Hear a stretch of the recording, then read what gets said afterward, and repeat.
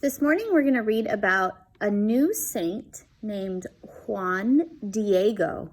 And Juan Diego is very special because Mary appeared to him. And when she appeared to him, she looked like this. And when we see her like this, we call her Our Lady of Guadalupe. All right, so we're going to read our story first, and then we're going to make a picture like this of Our Lady of Guadalupe and some roses. Okay, so this is one of my favorite stories. I feel like I have a lot of favorite stories, but this one really is a favorite. Our Lady of Guadalupe. Look, I did it! Terry holds up a bright red paper flower. Gracias, Grandma Lupita, for teaching Terry to make these, I say. I used to make flowers like this with my grandmother in Mexico, says Grandma Lupita. When we'd go to the market holding hands, we'd see huge paper flowers, yellow, orange, and red, like those in the living room. I'm so happy you girls came on this cold December day. Who's that pretty lady? Asked Terry. I like all the gold stars on her cloak, and I like her face, too. Oh, that is Our Lady of Guadalupe, and today is her special day, says Grandma. Every December, Rose and I make pretty flowers to put around the statue. And every December, Grandma Lupita tells me the story of Our Lady of Guadalupe. Long ago, Grandma begins, on a cold December morning near what is now Mexico City, a man named Juan Diego put on his tilma, his cloak, and started down the road to church. So he's got this like kind of coat or like cloak that's going over his clothes. It's called a tilma. As he walked along, he heard lovely bird songs swirling through the air at the top of Tepeyac Hill.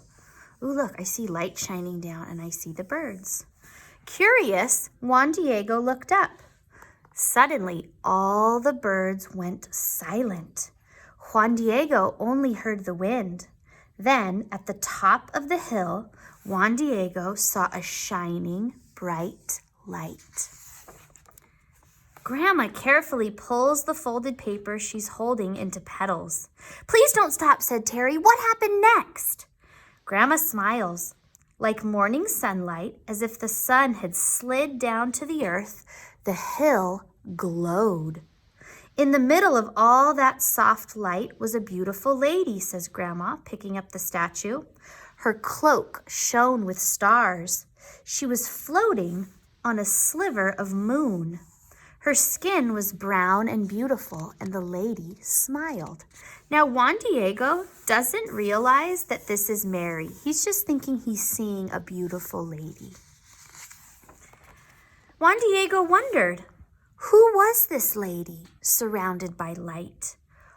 Juan Diego, said the lady. Her voice was like a song, like river music.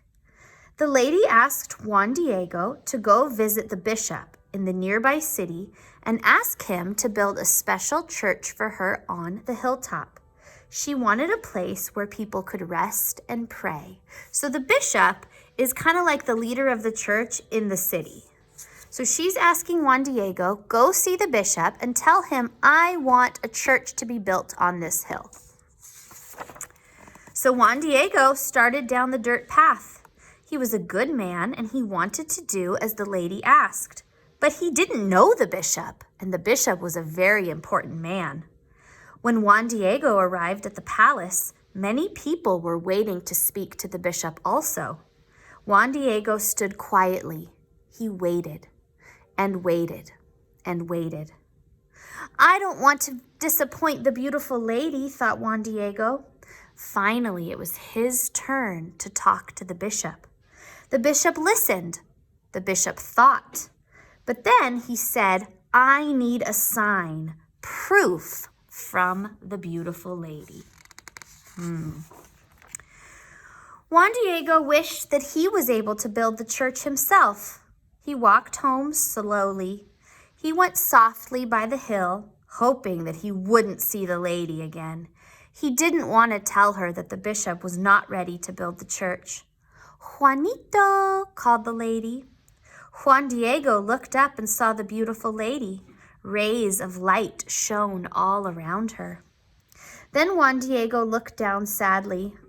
"Ay, señora, I feel embarrassed," he said. "The bishop asked for a sign from you. Maybe you should ask a rich and important person to talk to the bishop. I am a poor man and I have no influence." That means he's not going to listen to what I say. The kind lady smiled. "Juanito," she said, "you are a good man. I want you to go speak to the bishop again and ask him to build my church here on this hill." So she's asking him to do it again. The next morning, Juan Diego put on his tilma and went to see the bishop. Remember his cloak? He waited and waited and waited. He wanted to make the kind and beautiful lady happy. And finally, it was his turn. The bishop listened. "Please bring me a sign from the lady," the bishop said. Juan Diego left the bishop's palace. He walked softly by Tepeyac Hill, but again he heard the voice, sweet as river music. "Juanito, please, Juanito, return to talk to the bishop tomorrow." She's asking him to go again. That night, Juan Diego sat on his favorite rock, and he looked up at his favorite stars, and he looked up at the sliver of moon. He looked at the sky, his comfort night after night. He looked at the silhouettes of the volcanoes and the hills. He thought of the sparrows, the lizards, corn, and rocks sleeping around him in the dark. They reminded him of his mother, who had loved the stars and the moon too. He thought about the lady. She was kind and gentle, just like his mother. With light around her and stars on her cloak and a sliver of the moon under her feet, the lady was beautiful, like the earth and all the light around her. Juan Diego said his prayers. He wanted to wake up and help build the church for the lady, but the bishop needed a sign from her. The next day, Juan Diego watched the sunrise and thought about the light that was around the beautiful lady. He put on his tilma and set off on a different path, hoping that the lady wouldn't see him. He watched the snow lightly begin to fall. "Juanito," he heard again. Juan Diego saw the lady coming down the hill toward him. "I am so sorry, my lady," said Juan Diego softly, "but the bishop needs a sign from you." Like a kind mother, the lady smiled and pointed. "Go," she said, "in your tilma, bring me the flowers growing at the top of the hill." "The cactus?" asked Juan Diego. The lady smiled again. "No, the flowers." Juan Diego thought, "It is winter time. There are no flowers. How can there be flowers?" But Juan Diego climbed. "Oh, señora," he gasped. The plants were glowing like jewels. The hilltop gleamed with tiny rainbows, and Juan Diego saw roses, beautiful roses, blooming in the snow. Roses don't really grow in the snow. Slowly, he gathered the flowers in his tilma and he took them down to the lady. Carefully, she arranged the roses in Juan Diego's cloak. "There," she said, "take them to the bishop. This will be his sign." Juan Diego ran cautiously as to not drop the flowers. When he rushed to the bishop's palace, everyone stopped. Everyone looked at him. In all that sudden silence, Juan Diego opened his cloak. He couldn't wait for the bishop and everyone to see the roses from the beautiful lady. As the roses tumbled out, their sweet scent floated around the room. Then everyone pointed at Juan Diego's tilma. He looked down. There on his cloak was an image, a picture of the beautiful lady. Everyone saw her and the sun's rays, the stars on her cloak, and how she floated on a sliver of moon. Then, says Grandma, Juan Diego carefully touched her beautiful brown face. The end, I say. Grandma smiles and pats my hand. She touches the face of Our Lady of Guadalupe. Grandma says, many people now visit Our Lady's famous church. They look up and they see Juan Diego's tilma, and they see the gentle face of Our Lady of Guadalupe. So, if you go to Mexico, there is a church on the hill that the bishop did build, and in the church is Juan Diego's actual cloak that has the picture of Our Lady of Guadalupe on it.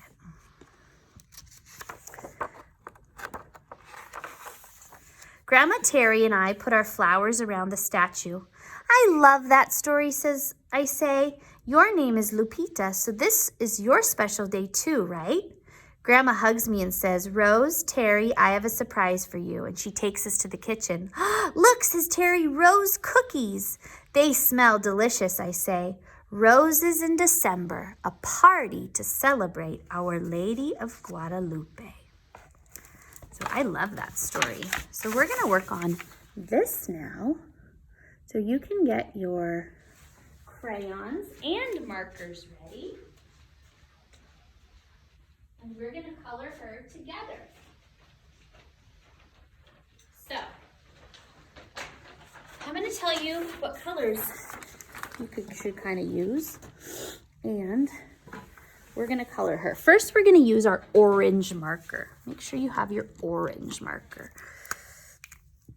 And with our orange, we're going to make her glowing. So do you see this like line that's outlining her? I'm going to start down here. And I'm just going to trace it going all the way around like that. She was glowing.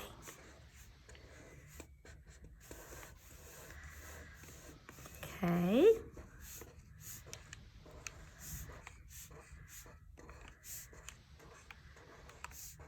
All right.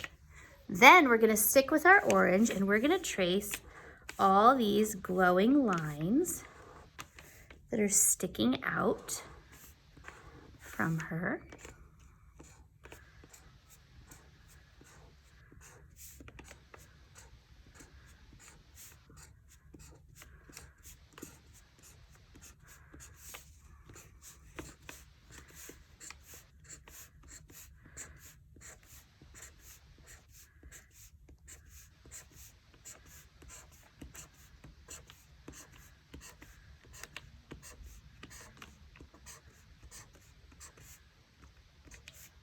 So many.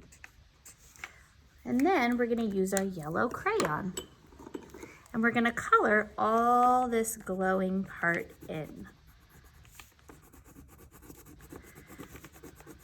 All around her.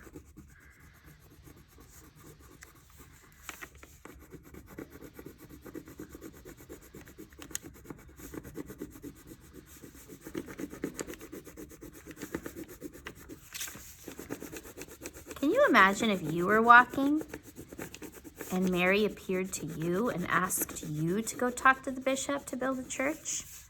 Would you do as she asked? Or would you run away?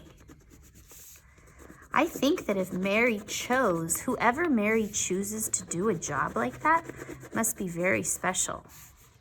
So if that ever happens to you, where Mary or Jesus asks you to do a special job for them, you must realize that you were chosen and you were very special and that you must do it. You're very lucky. All right. Take some time to do that. Press pause if you need to. And then we're going to use our yellow marker. So for our yellow marker, we're going to trace or outline kind of like the outline of her cloak here. All the way down.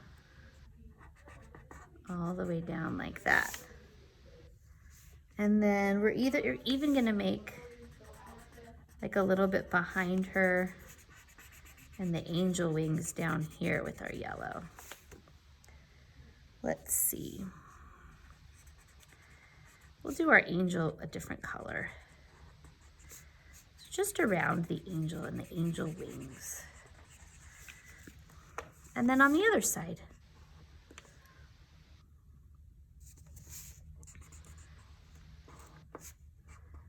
There we go.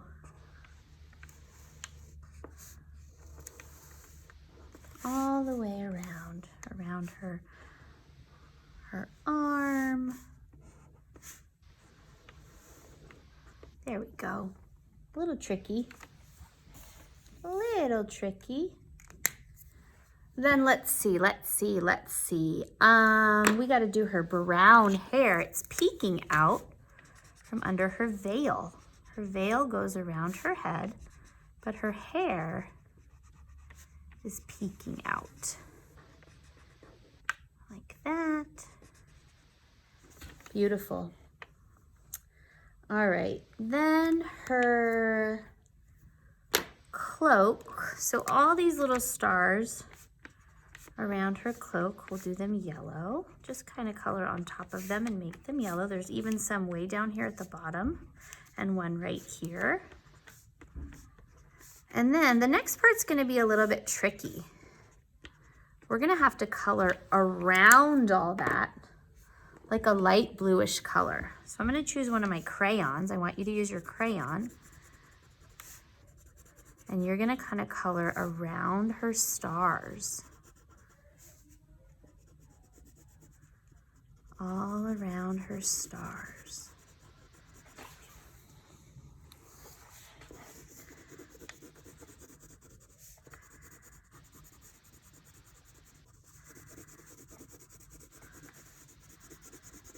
There we go, one side.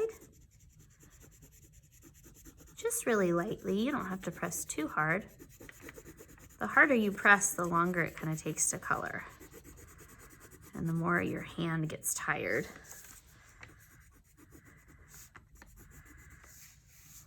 All these little sections down here.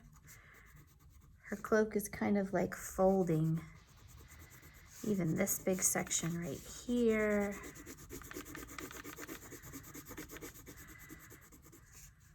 Even down here.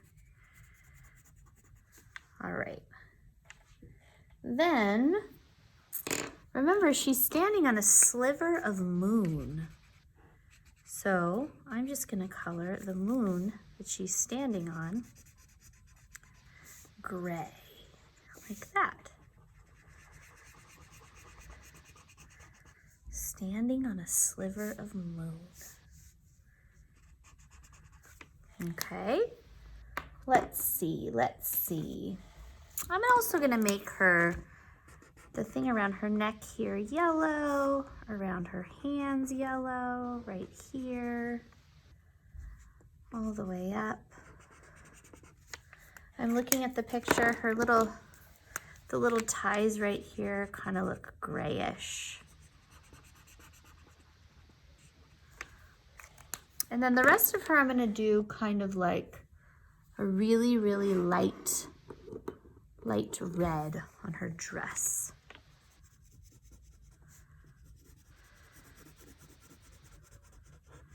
I'm using my red, but I'm not pressing very hard. I'm going really lightly with it.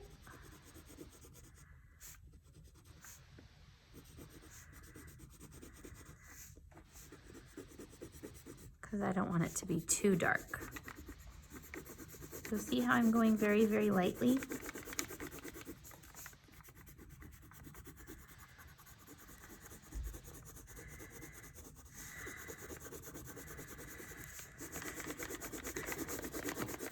Like that.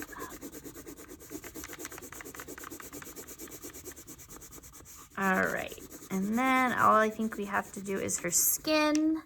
I remember Juan Diego said she had brown skin, so I'm gonna use my brown. But again, I'm just gonna do it very lightly.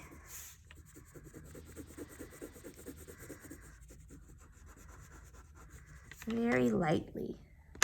I'm gonna give my angels some brown skin. I'm gonna give my angels some brown hair. I'm gonna give my angel, I'm noticing here in my picture, it looks like the angel is wearing red. So I'm gonna use my marker and give my angel a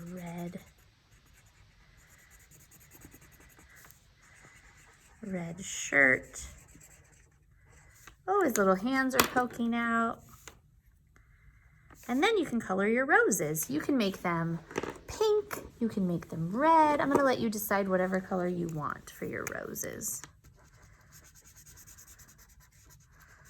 I think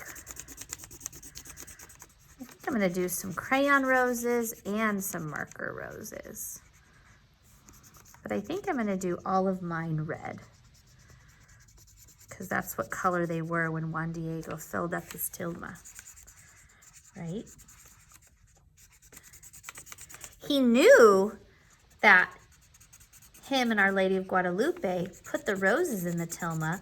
What he didn't know was that her picture was gonna be on it when he opened it up. So that was super cool. He was surprised.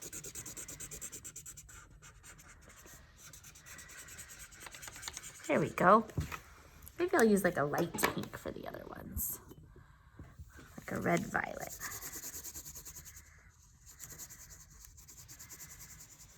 And then press pause if you need to finish, because I'm almost done. I'll turn it off. You can take your time.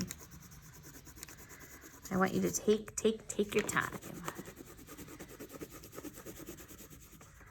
And then you can hang it up inside your house somewhere, because Our Lady of Guadalupe's special day is coming up. I think it's December 9th, so in a couple days. Looks beautiful.